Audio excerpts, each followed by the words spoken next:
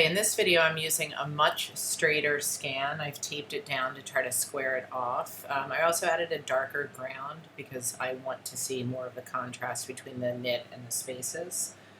So the first step is going to be to think about using guides. So I'm going to use my ruler tool, view ruler, make sure that's activated in case I need to bring down guides. And then before I do that, I'm actually going to go to edit, free transform, and then activate this warp grid. I'm leaving it on bicubic. Bicubic automatic is the default, so you can make sure it's on that. Then I'm activating this grid, and within this grid I can now start moving a few things around. But I don't know what straight up and down is, so I'm going to bring over the ruler just to the center so I can see how to straighten the center of this. And you'll notice that as I'm using the grid to move it, it's activating just the center area. I can also use the handles on the outside of the grid if it's going to help me. So this is the simplest warp grid possible. As you're doing this, you can hit enter on the keyboard to keep something that you like so that you can go back in and do it again. So I'm going to hit enter on the keyboard, and then I'm going to make a new grid.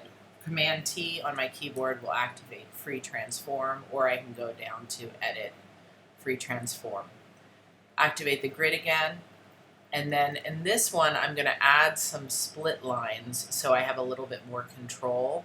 I'm going to do a horizontal one just so you can see what that looks like.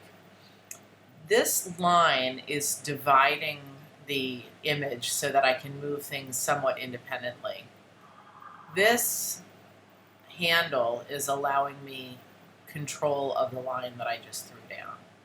So within that area I can move it, or I can use the edges and use the handles. So I'm again still trying to just keep things straight. So I'm going to throw down more grid lines, and I'm focusing on the middle section of this file. So I'm going to move this over and this over to just kind of maintain that straightness. Looking at the guides, looks pretty good actually. Vertically. Horizontally, you can see the knit stitches are really bowing down. So I'm now going to hit enter to keep that. I'm going to clear the guides, and then I'm going to bring down a horizontal guide so that I can figure out how to straighten that out.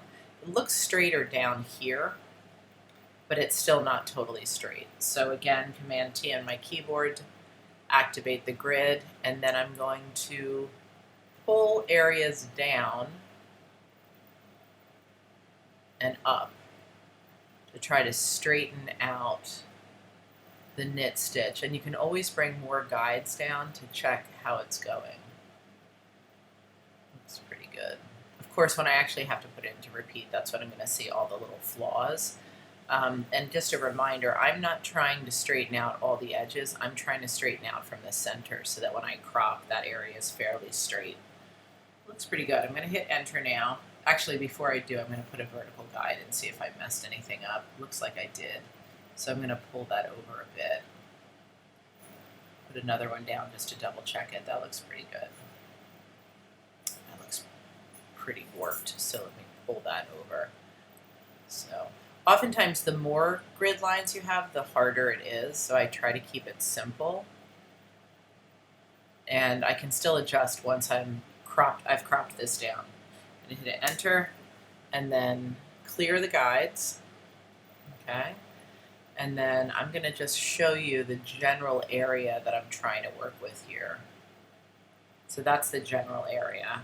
I can go ahead and, oops, sorry, the little sensitive there. I can go ahead and image crop so that I'm just showing you the area that I want to work with. And then it's much easier to see where things are straight and they're not. So let me go in and tweak this a little bit further. You can see the stitch center is not quite lined up bottom and top.